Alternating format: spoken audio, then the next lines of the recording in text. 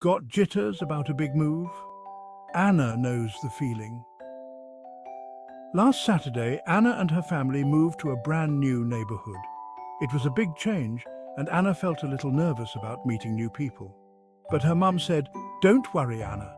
Let's go for a walk around the area. You'll feel better once you see all the wonderful things here." As they strolled, Anna noticed how peaceful and neat everything was. Beautiful flowers bloomed in front of every yard, making the neighborhood look vibrant.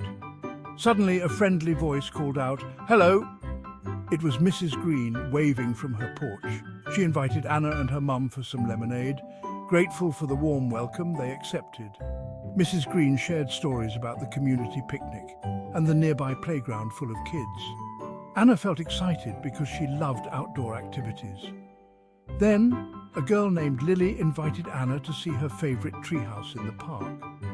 It was amazing with a view of kids playing and laughing. Anna felt at home. That night, Anna shared her day with her family, feeling happy and excited about their new adventure. Moving was a big change, but it was filled with new friends and fun.